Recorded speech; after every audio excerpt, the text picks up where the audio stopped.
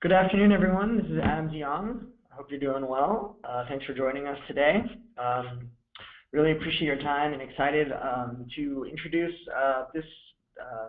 this turn's webinar topic, which is e-commerce strategies to grow your business online. So today's presenter, this is me.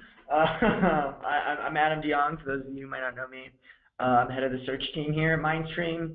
So that incorporates both pay-per-click advertising on AdWords, on Bing, some Yahoo occasionally, but mainly AdWords and a little bit of Bing, and then as well as the organic search, so SEO strategies, as well as our local listings and local SEO. And so my background, I'm heavily on the really performance marketing side in search, but I've got a lot of experience in e-commerce marketing within search, Google Shopping, but also in e-commerce more broadly. I've done a lot with Amazon, eBay, social, email marketing, web design, user experience,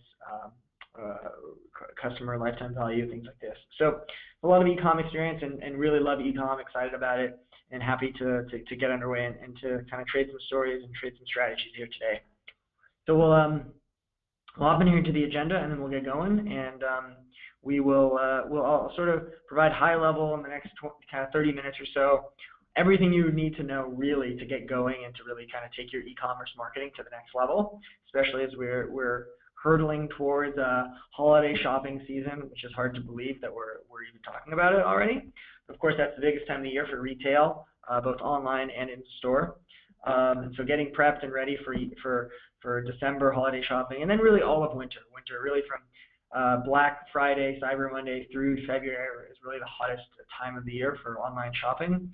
So it's good to start planning now for those for that that season. So we'll hop through. We'll hit some highlights, biggest things to really be looking to do, and how to really take advantage. And then we'll open it up to a Q&A in the last 15 minutes or so. And we'll try to get everybody out in 45 minutes and not run too long, because we should certainly appreciate your time today.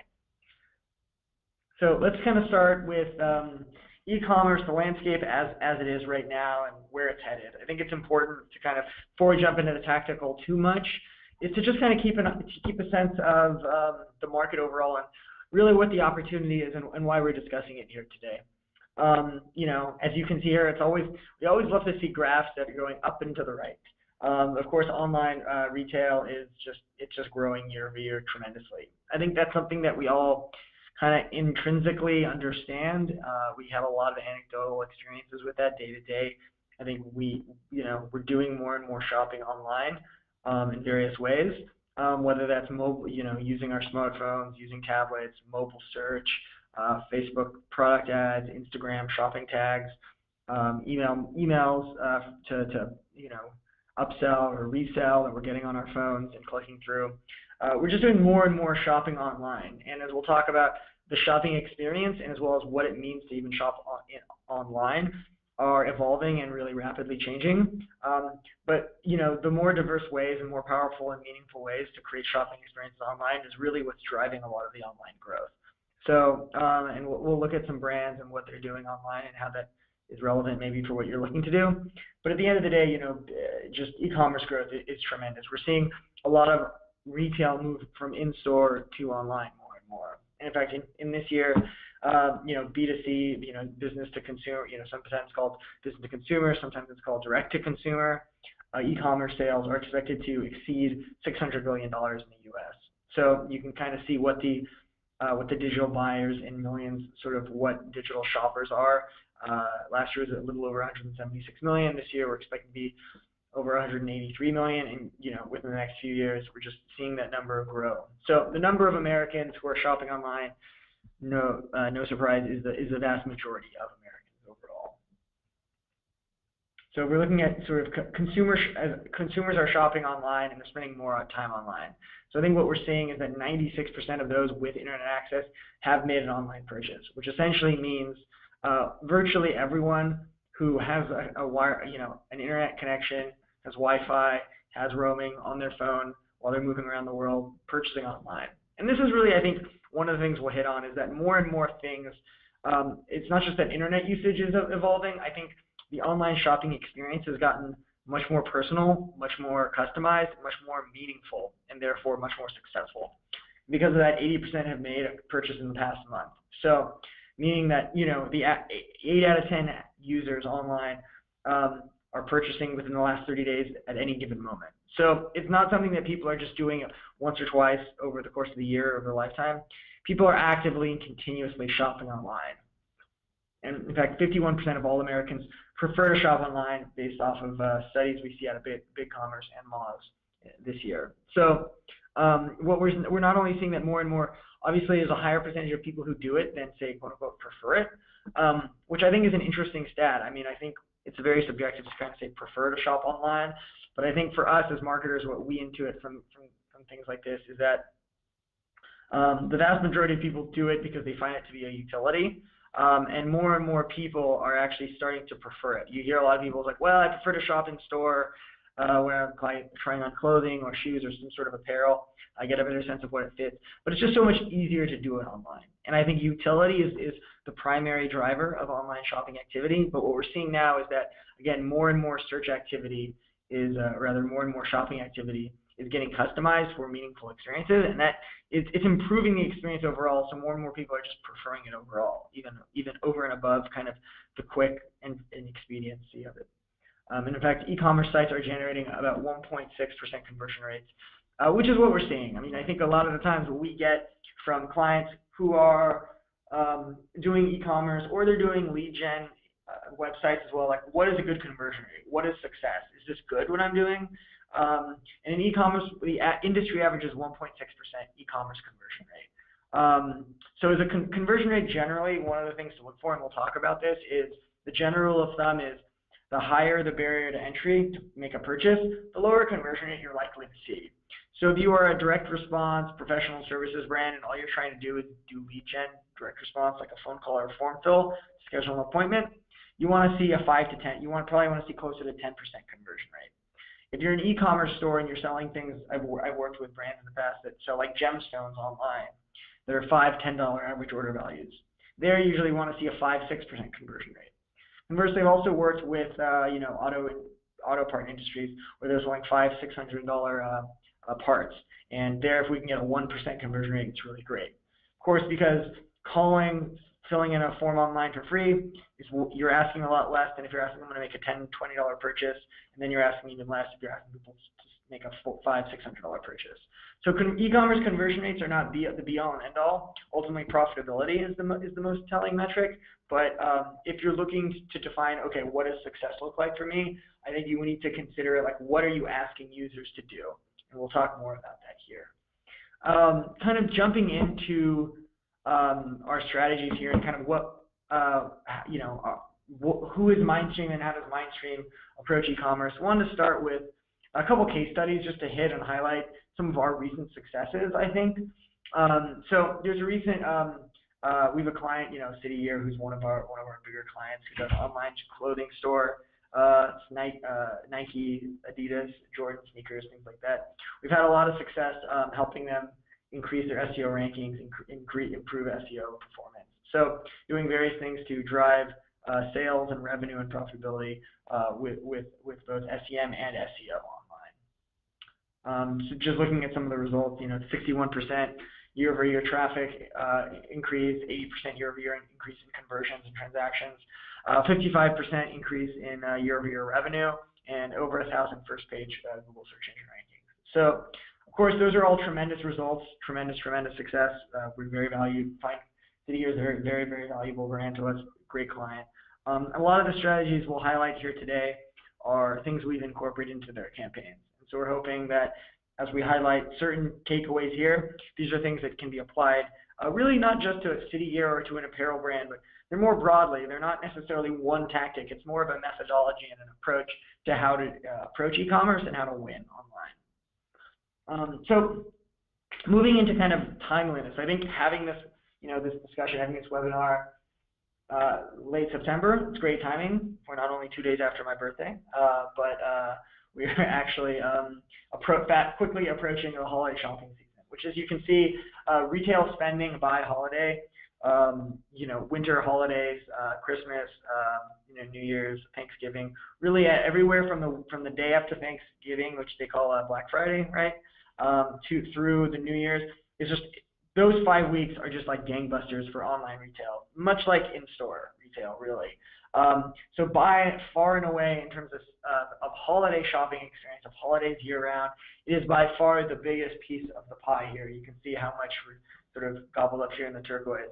And it's not just holiday shopping. If you look at the course of the year, it's not unusual for brands to be doing what they do in 5 weeks from the end of November through December, as much as they maybe have done in all of Q3.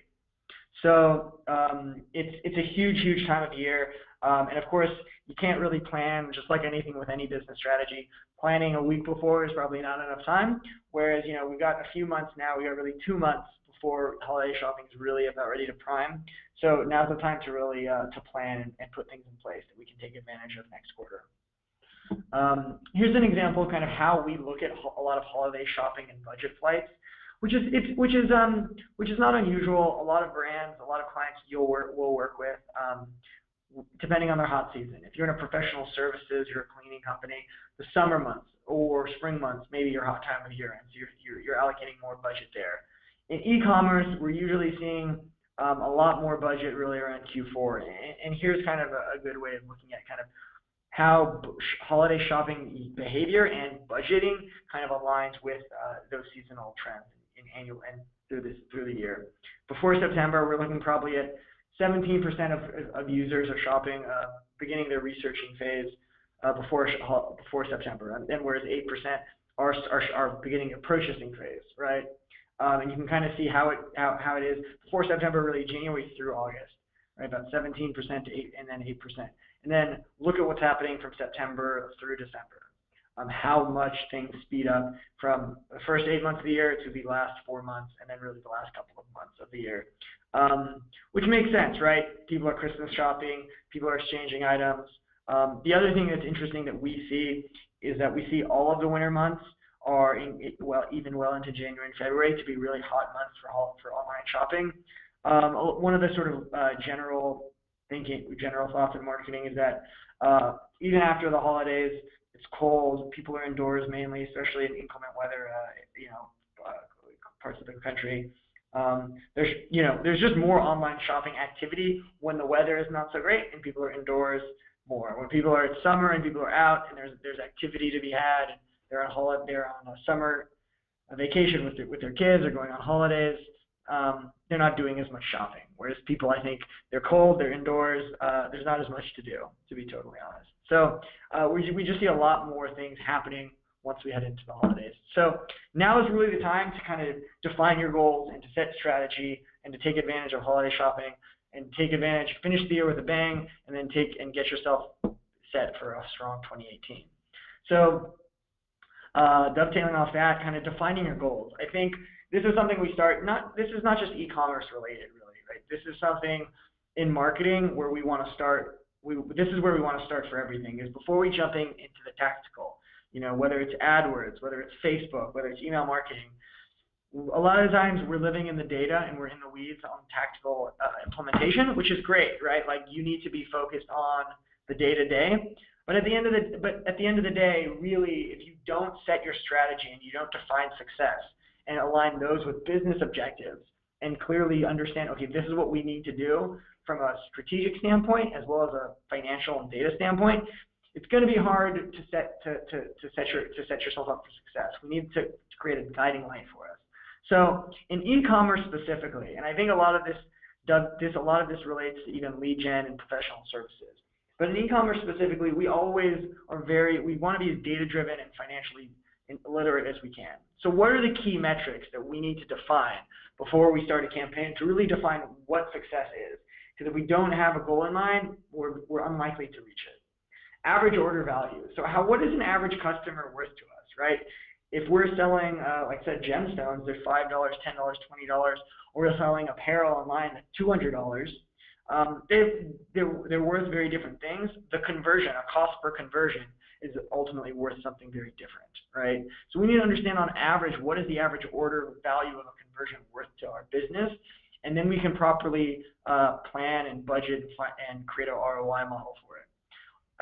Secondarily, what is the lifetime value of that customer to us? So if a customer is going to be with us and they're going to purchase once, okay, then we need to plan for that. But if a customer is going to be with us over the long term, we have a client who was previously in the grocery business. He was a big grocery chain that I'm sure a lot of people have heard of. He says that they were able to create a lifetime customer value model where they were able to understand that the average customer who's with them was worth, on average, $385,000 to their business. So, which is important to know. Now that's a huge number, and most businesses are not able to derive that kind of lifetime customer value because the amount of times you go grocery shopping and brand loyalty, right, exceeds a lot of the times if you were to buy shoes or clothes or a top or something online.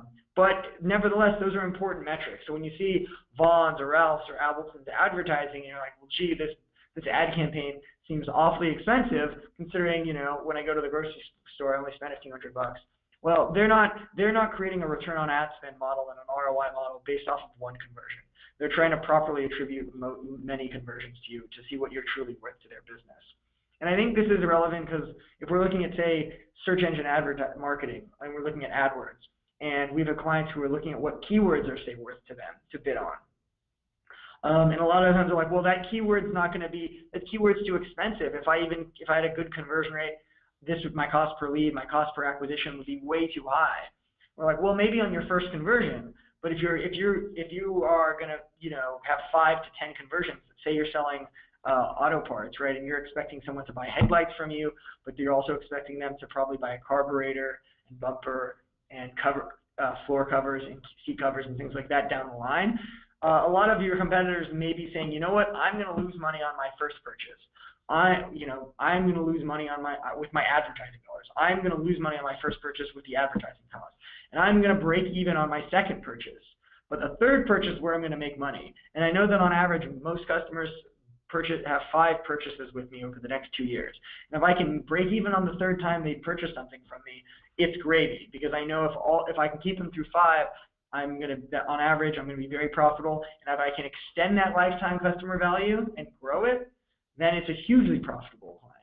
So those are important metrics to have. The lifetime customer value is a really complicated thing, but it's hugely valuable in determining your return on ad spend and what your goals should be in terms of how much you're willing to spend month in and month out, what kind of revenue you need on that spend, and what your margin goals need to be, and how much volume you're looking to drive. And the reason those are important is because once you start thinking, okay, I need to think about what is my acquisition cost to acquire that first customer versus how do I extend my customer lifetime value? Those are different metrics, right? Acquiring customers is usually Facebook, it's usually AdWords, it's usually display, right? It's top of funnel traffic that you're bringing new people into your sales funnel. Whereas lifetime customer value is email marketing, it's social media ads, it's retargeting, it's things that are growing your reactivating customers. So those are all really important things, and we'll jump into those. But if you don't define those goals and maybe those strategies up front, it's hard then to go and implement those things down the road. So it's really, really important. And then this last piece is this sort of volume versus margin. I think this is something we talk a lot about in e-commerce, because a lot of the times we want to get volume and margin, right? We don't want to sacrifice one for the other. And of course, that's the goal. And we're never willing to just say, okay, to get margin, we can't get volume or vice versa. But there are times when in a particular channel, we might be reaching a point of diminishing returns. And we need to start to weigh, okay, how valuable is it if I was to spend more? How much more is that customer really going to drive profitability for me? Because we're not just looking at revenue, we're looking at profit margin, right? And that's why understanding lifetime value and return on ad spend is so, so crucial. So defining these things up front is going to let us properly budget for success and go and attack specific marketing strategies and channels that are then going to drive performance for us. So kind of dovetailing off that, once we define our goals, then we can define the customer journey. And so the customer goals and KPIs, it's a very quantitative, it's very quant-based performance marketing, right? It's like setting up an Excel doc and Excel formulas for these things. Once we've done that, then this is where the creative piece and the qualitative piece needs to come into play.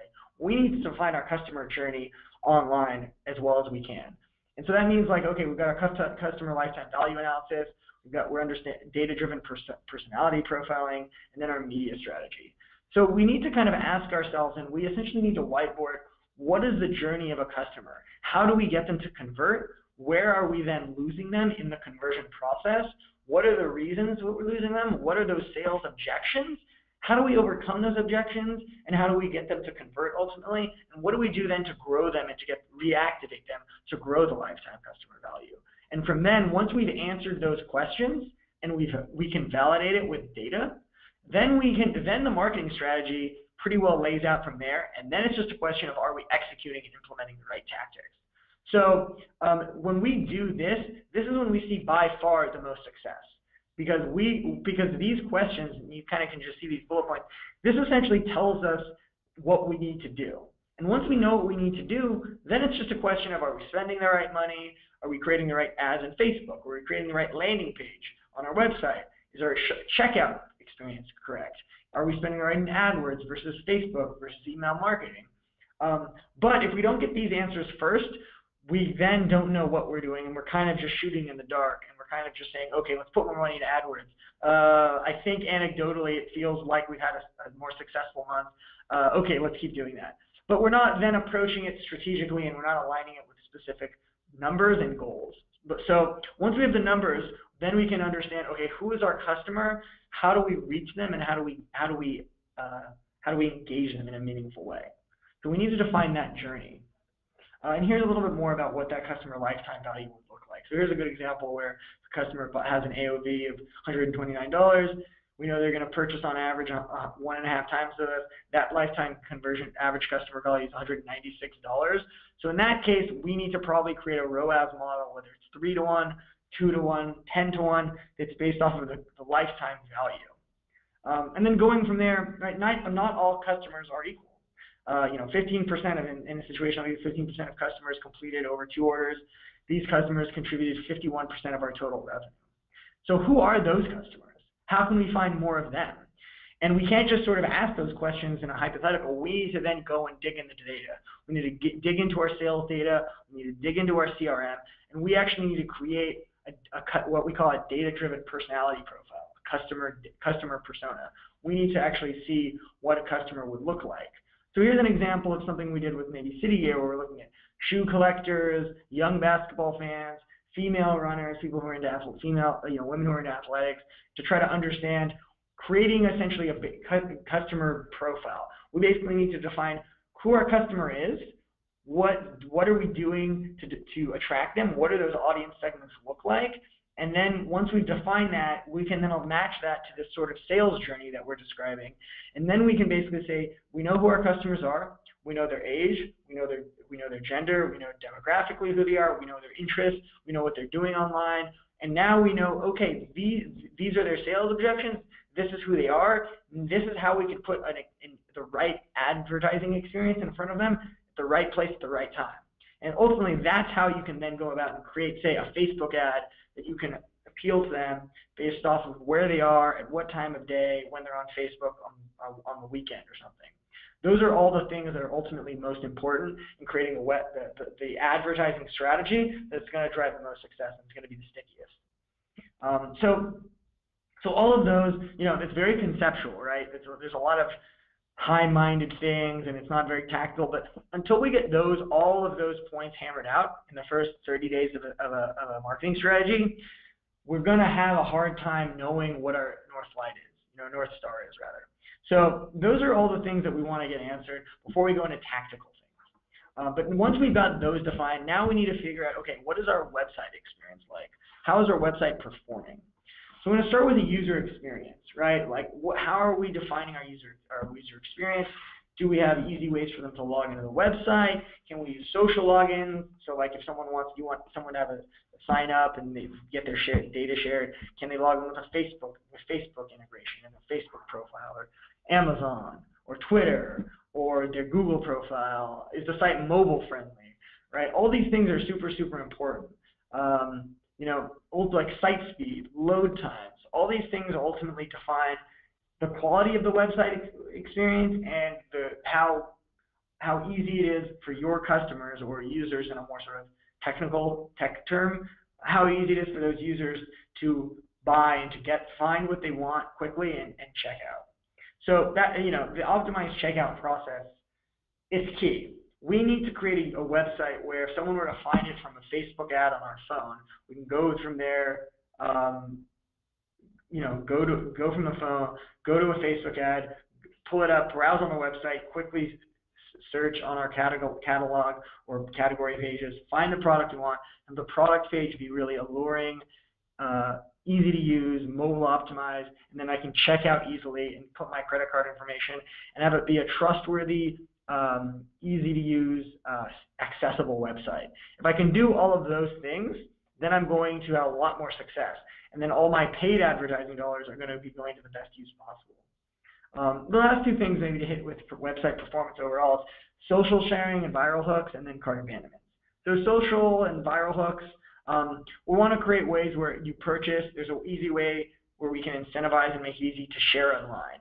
One of the things we see most with online brands is people who like a Facebook page or friends of people who like a page or who share something online that they purchase.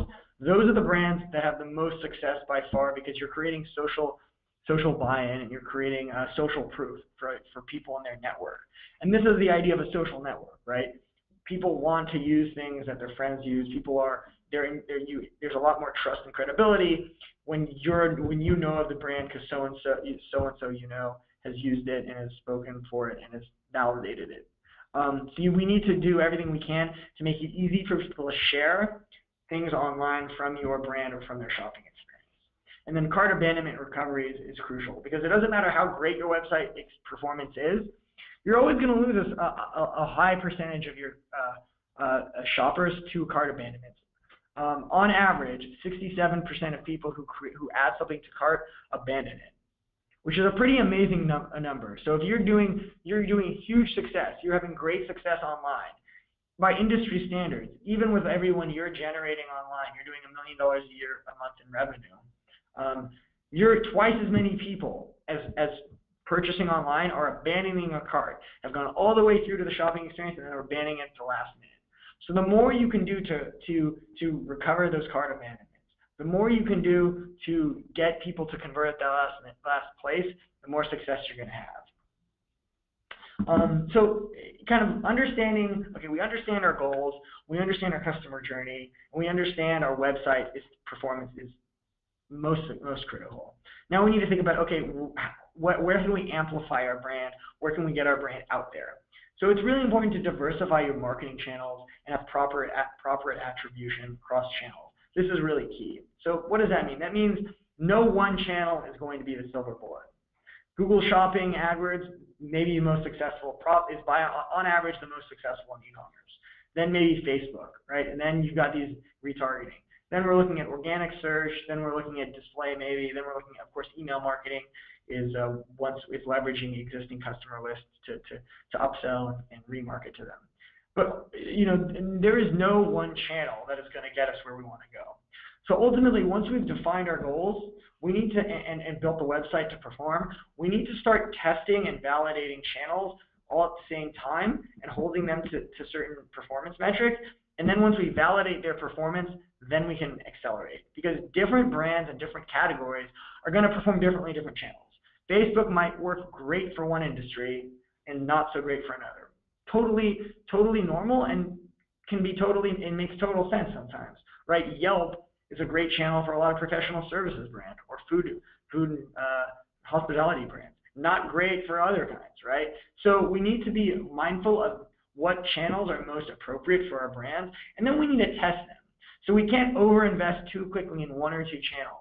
We need to test every channel in and of itself and understand its own value, but then also to have a secondary understanding that the more we drive in display or social, the more brand awareness we're going to be driving, and that's going to lift other channels. So we have to have proper attributions and proper conversion tracking in place to test and validate channels, and then once we find that they work, accelerate and optimize them from there. So diving into specific channel strategies, I kind of want to hit on a few points here. Data feed optimization.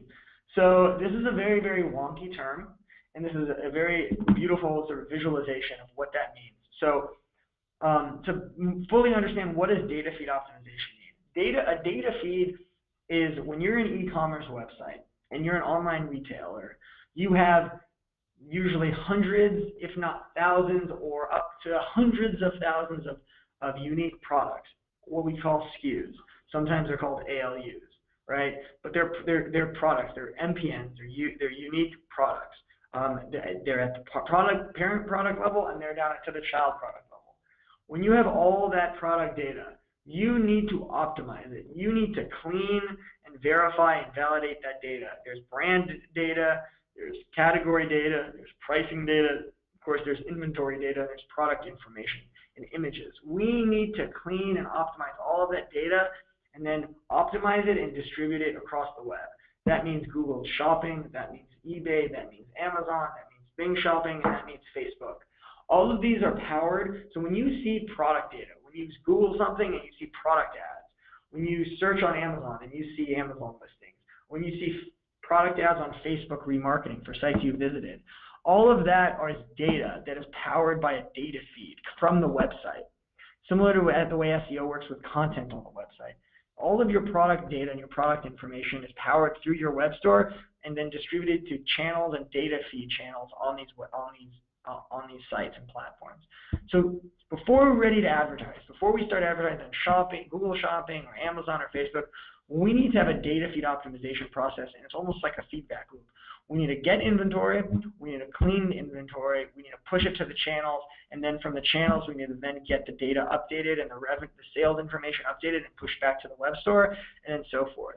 And then your inventory and the data cleansing kind of happens continuously. So that, those are all the really, really, really important steps, and there's a lot that goes into it. Here's the good news. There are a lot of powerful tools, some of which we use ourselves, to automate that process so it can pull that data from your web store every night and clean it and push new product inventory live. That's how sites that have literally hundreds of thousands of products are always showing products that are in stock and only advertising stuff that's in stock, and it's not driving people to things with the wrong color or the wrong size or the wrong fit or stuff that said it was in stock but no longer is in stock, right? Every once in a while you do that. Every once in a while you Google something, you're looking for black sneakers, and you see the image on the product, and then it takes you to a page that actually has white sneakers in stock. It happens every now and again, but the reason it doesn't happen more often, and the way to keep it from ever happening, is with clean and accurate and optimized data feed. So Google Shopping and Bing Shopping, this is a great example. If you look at like blue Nike shoes, right?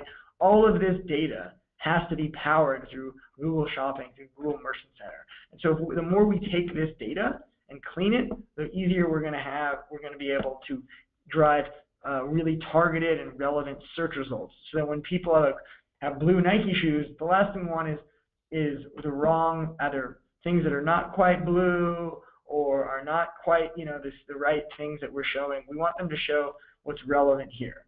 So that is all key. The key to that is the product data itself. So if you look at like a red ceramic bowl, you can kind of see here, there's different, what does that mean, right? That's a kind of a broader search query too. The quality of your data is going to define the quality of your listings on, say, Google or any channel. So Amazon is also, so I would say, when we start, just to go back a sec, when we're starting with shopping, Google Shopping is by far the most effective and most powerful channel. A couple of reasons. One, Google, I don't think we need to kind of go too far into the huge popularity of Google, but Google Shopping is the biggest comparison shopping engine in the world, even more than Amazon at this point. So cleaning the data and optimizing the data is going to give you the best ability to drive performance, and you can really optimize your spend so you're driving both volume and margin. From there, we usually secondarily look at Amazon. Now, Amazon is much trickier because it's heavily restricted in some respects. It's very restricted either by category. Sometimes you can't advertise if you're a reseller. The manufacturer won't let you advertise on Amazon. Or maybe there are price wars, and you can't undercut the lowest seller on Amazon. Whereas with Google and Facebook, it's much more dependent on the quality of your data and the quality and of your website experience and the ad experience. Amazon is really a race to the bottom. It's a race to the bottom on price, and it's a race to the bottom on who's got the most reviews. And kind of catch-22. You need to sell the products to get reviews, and you need reviews to sell the products. But ultimately, you need to be able to really price compete on Amazon. If you can do that, and it's a category that's open to you that you can easily enter, Amazon is hugely powerful and it can be a huge source of revenue. But there's a lot of caveats that go into that in a way that, say, going into Google Shopping or Facebook, Instagram, Bing it's not as restricted, or it's much more restricted than those channels are. That being said, the success and growth of Amazon, I think we all know what a huge giant it is. It's hugely successful. So it's made 10 times more money than any other e-commerce site, dating back from the last holiday shopping season last year. So it's much bigger than any other site. So the question is, of course, if it's so much bigger, why do we see more success with, say, Google Shopping or Facebook or Instagram? And the reason is because of the restrictions of Amazon. It's not open to everyone. It's a much more fickle and it's a much more contextually relevant channel. Some brands, they just can't even advertise on it. They're literally not allowed to. Some can, but they're restricted to some of the products. And some, they can, but they just can't. The price is just too low, and there's just people giving away products, and they can't actually turn a profit on Amazon. So for that reason, we usually view it secondary to, say, Google Shopping or Facebook. That being said, again, it's still hugely valuable, and its data is still powered by the product data feed, similar to the way Google Shopping might be. And you can see here, your search, Amazon is a search engine, right? Like, we don't think of it that way, but in a sense, that's what it is. You go to the search bar, you search for something, the quality of your search comes up, and then to ensure that you're finding the right product at the right time with the right data is largely dependent on how optimized your data is for that search query. So looking kind of, I know we're coming up on time here, so I'll kind of hurry up through these last few slides. But SEO is probably in the next channel that we look to go into with e-commerce. Going into search, there's a lot of, when we think about search and we talk about PPC a lot, one thing to keep in mind is 80% of the search results, search clicks, go to organic listings. So when we talk search, and oftentimes we use search as a term to describe paid search advertising, keep in mind we're only probably able to capture 20% of the people who at any given moment are clicking on a paid search result of the overall search market share. 80% of search goes to organic listings. So SEO is hugely powerful and a hugely valuable acquisition channel. Now, it's much harder to optimize to. It requires a lot more money and longer-term investment. I've been in SEO a long time. Used to be a few years ago, you could stand up a website, throw a few keywords on the website, drive some directory links to the site, and all of a sudden you get a bunch of rankings. It doesn't work that way anymore. Google's algorithm, their organic search algorithm, has gotten much more sophisticated and much better about cracking down on spammy web links or thin or duplicate content, things that are cutting corners to rank more easily. Their algorithm is much harder to sort of game, and as a result, you really have to optimize your website for the long term and as a white hat. And because of that, a lot of the times brands struggle to make the investment. It's not like paid media where you can put money in one day and expect, I say I'm going to spend $20,000 in September and I need to get $100,000 return on that month. SEO doesn't necessarily work that way. You may be spending $7,500 in the month in investing in a variety of activities, whether it's content, social posting, new design, new website experience, technical fixes to the website, backlinking activities, PR promotion, all sorts of things. And you could be saying, well, I need to see what's the immediate ROI of that $7,500 I'm spending a month. And in SEO, you can't really measure it that same way because you may not see that ROI that same month. Here's the good news, and here's why SEO is, even though you don't get an immediate return on it, it still is by far the most profitable channel. It's because you're not paying for every click. And because activities you do in September this year, you're going to get revenue and clicks from it a year from now and 10 years from now. So if you can make the investment in your brand long term, and you can say the way I like to look at SEO is if you can invest in your brand on paid media, and you can take a slice out of that profit and reinvest it into your brand, knowing that you're making a long-term brand investment in your website and your SEO, you will long-term have a much healthier website portfolio of traffic and much healthier channel diversity. That being said, you do need to sort of look at it as a brand investment instead of an immediate ROI. If you can do that and you can invest in all these sort of tactics, you'll have a lot of success. So in search, you're looking at relevant ad copy, you're looking at relevant content, quality content, in-depth content, right? That's search aware, that's keyword optimized, that's of unique value and relevancy. Then you're looking at quality backlinking. So that in and of itself is an ocean of information. But how do you get quality backlinks? You get it by getting relevant, reputable websites to link back to your site. And because a backlink, according to Google's algorithm, is basically one website pointing at yours and validating it, saying, go check these guys out, they're a reputable source. The more of those sorts of referrals and links you get, the more valuable Google sees your domain authority, otherwise known as a brand equity, and the higher your rankings are going to be in SEO. Other things to do in SEO to generate these sort of backlinks, other sort of giveaways, product reviews, affiliate marketing, guest writing, guest blog posting that backlinks to your website from other sites, reputable directory distribution and listing distribution. All of these coupon sites, things like this, all of this are hugely valuable in generating quality backlinks and content that's going to drive results. So moving ahead here to looking at email marketing as another channel. So email marketing is interesting in this sense. It's a hugely valuable e-commerce tactic, but it's an acquisition channel in the sense you're going to activate a lot of customers for the first time and in repeat ways.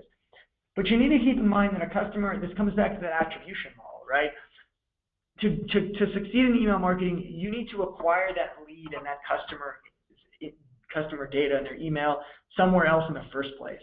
And so a lot of the times you may capture a customer's email in AdWords or in Facebook or display or in social, and then you capture their email and they don't convert right away, or they converted and they haven't reactivated in several years, and then you have the right email path that reactivates them. Where does that conversion lie?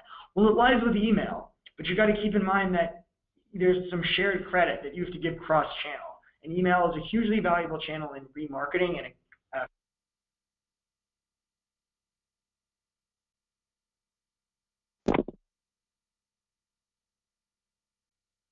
Hello, can you guys hear me?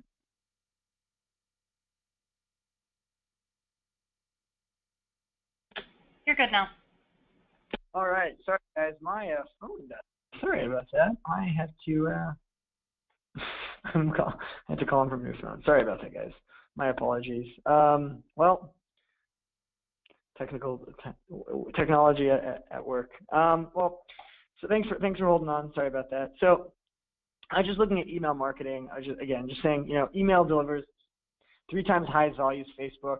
It's the most profitable channel when you're looking at its tactics overall, but you do need to sort of consider that you're paying essentially for some of the acquisition cost is being shared across other channels. And conversely, if you're trying to define the acquisition cost and the ROI of other channels, you need to consider that maybe AdWords, you're not converting on that first or second visit, but you're converting on some of that revenue in an email down the road. So it's just important to keep that in mind as you're building your acquisition model. Content marketing, creative assets. This is really huge. I would say a lot of the times people look at content marketing and think of it as brand. If you don't have the right creative assets and the right content experiences, it's going to be hard to convert. It's going to be hard to engender trust and credibility. It's going to be hard to make sure your website experience is performing in the way that you want. You can have a sophisticated data feed. You can have defined your customer lifetime value. You can do everything you want. But if your website doesn't have engaging content and creative assets, it's going to be hard to engender trust and credibility that yours is a brand that they can feel safe and comfortable giving their financial, their credit card information to. Looking at kind of social performance versus branding, I think it's really important to look at paid social and organic social are huge channels for e-com, but they're a little bit different and perform slightly differently. So performance marketing for social is typically what we think of, and another way we refer to it as paid social. So it's when we're using Facebook ads, using product ads on Facebook, shopping tags on Facebook, carousel ads on Facebook, shopping tags on Instagram, geo-filters on Snapchat or Twitter ads, right? We're doing a lot of paid social. We're using paid ads from those social platforms to drive to the website experience into a product page to try to drive a sale. Whereas branding or organic social content, part of content marketing, is when we're trying to engage with content, we're trying to build our network and our community, we're trying to engender trust and credibility. When we're doing all of those things, it's important to view them as somewhat separate tactically, but because they're posted on the same channels, they are integrated. And it is important, even if we're looking at performance as being driven, is being part of a more sales-driven model, branding is more content and experience-driven, it's important that overall the messaging is consistent and we're telling a unified story and understanding who our customer is. Remember, it's tying back to that customer journey, who our customer is and defining what that looks like, and understanding kind of how we're reaching them and convincing them that ours is a brand worth working with. Influencer marketing, this is another really, really huge piece, and it sort of dovetails off social in a paid and organic social way. A lot of the times we do influencer marketing. It's a popular way is working with people who've got a lot of followers on Instagram or Twitter, and we're paying them, or we're doing some sort of value exchange. We're getting them to post and promote our brand on their Twitter feed or on their Instagram page, and we're sort of leveraging their user base to drive awareness to our e-com brand. So kind of it's kind of all the rage, and it's sort of a very buzzword thing. Influencer marketing, it can be hugely successful, but you really have to think about, are you mapping your brand and connecting with the right influencers who have the right community for you. And so Claudia Gutierrez, who's head of marketing and client acquisition at Magma Labs, which is a huge influencer brand, kind of has a really interesting marketing strategy and a great quote that we wanted to share. She says, Nielsen confirms 92% of people trust recommendations from individuals, even if they don't know them, over brands. And today, with the continuous growth of social media and blogs impact, more and more people are becoming influencers in online purchasing decisions. Influencer marketing involves reaching out to those influencer authorities and figures in your niche or your industry. And I think the key is that 92% of people trust individuals more than brands. We're living in a very sort of skeptical age. The internet, for as wonderful as it is, it does engender a lot of like cynicism and mockery and sort of sarcasm. And so people are generally much more trusting of people than of brands and corporations, even though that's sort of a loaded term to be like, oh, it's just a corporation. That's generally how user behavior exists. And so the more we can work directly with influencers, and which is essentially another way of saying people with big followings on social media, the more we can find the right people with who are right for our target segment, and whose their network and their followers are likely to map to a customer journey that we see relevant for our brand, so that enough of their followers and fans are likely to be customers. If we can put the right ad experience in front of them, the more we can kind of tap into that, I think there's a lot of opportunity. And I would say finally, looking kind of marketing automation, which is, a variety of sort of email marketing, is kind of using emails, your store would need to kind of be able to send out kind of on an automated basis to kind of extend and grow that lifetime value. And kind of, I think you can hear me say, like, there's a lot going on with talking about lifetime value and customer journey and activation and growing that. And I think, again, when you define those goals up front, you start to realize that those strategies and those campaigns, they're the common threads that sort of tie everything together. And then the channels are just extensions of that. So if you can kind of think in those ways, you can kind of see that AdWords is tied to Facebook, it's tied to email marketing, it's tied to influencer marketing automation, because you're tying your channels to an overall sales experience, rather than just thinking that these channels are sort of segmented and totally isolated from one another. So a lot that we can do with email marketing. It's a hugely, hugely powerful tool, and there's a lot of different great automation tools out there. There's HubSpot, there's Marketo, there's Infusionsoft, there's Just Uno, MailChimp is even kind of got some marketing automations they've layered on top of their custom emails. There's a lot to be done with it, but I think ultimately it's defining, kind of mapping it to your goals and your journey is important before you sort of buying into a tool just wholesale. So kind of, essentially what it is, it's creating automated triggers for email marketing. And you're kind of creating these automated paths and if-then statements to create different paths and put people into different paths in an email, depending on who they are, how you define that customer segment, how you define that journey, and where they are in the sales cycle. So, tying these paths to specific sales milestones, right? Is there a welcome series? Is there a new customer? Or it's a subscription model that you have. You have a subscription box. How are you introducing them to your brand and to the various things? Or maybe they bought one thing from you and they didn't realize you have these whole other things that maybe you can upsell them on. Abandoned cart reminders, post-purchase follow-ups, re-engagement prompts, upsell offers, or educational content like blog offers, a webinar series like the one we're having right now is a great example, or just other relevant updates and information like newsletters and new blog posts. All of these are things that once you create the content and have the sales information and have the email list and your customer base, and you've defined you've mapped customer data to a particular customer segment and a journey, then you can create all sorts of really great messages that really map, and so you can really see, okay, this person has purchased 3 times, or they've never purchased, and this is where they are in the sales process.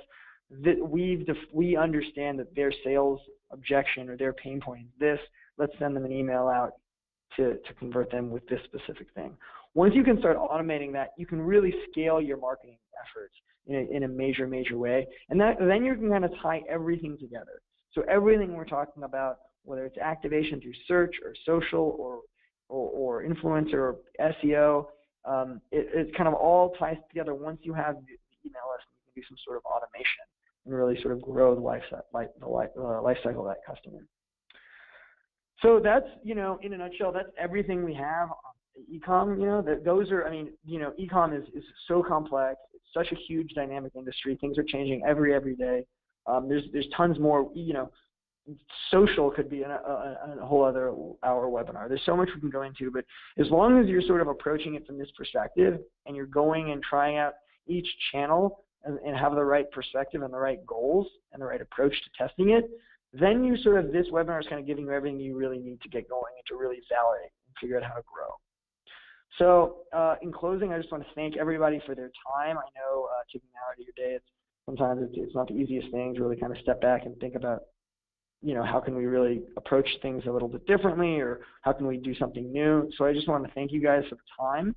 And now I want to open it up for questions quickly. I know I ran a little long, and I apologize for that. But just wanted to open up for questions and, see if you guys, there's anything I can really speak to or provide some feedback on.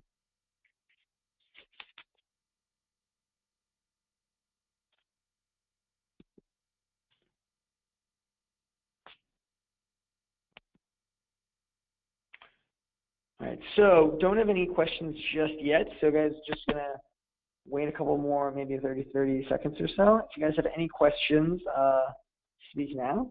I wouldn't say forever hold your peace, but maybe shoot me an email if you guys have any follow-up questions or you guys want to chat. And again, just an aside, always available, always accessible. You can have my email. It's adejong@mindstreammedia.com. So if you guys have anything you want to chat about or brainstorm about, whether it's e-com specific or anything in digital marketing, just let me know. I'm happy to answer any questions you guys have. I'm always happy to brainstorm and try to come up with specific ideas for any campaign you've got going on. All right, so I don't think I have any questions today. I just want to thank you guys for your time. Again, really appreciate it. Sorry for the technical difficulties 15-20 minutes ago. Kept things interesting. But yeah, if you guys have anything come up, please shoot me an email. It was really a pleasure. Look forward to the next webinar. We can go into another subject. But if you guys want to talk about anything else, just let me know. Otherwise, thank you guys and have a great day.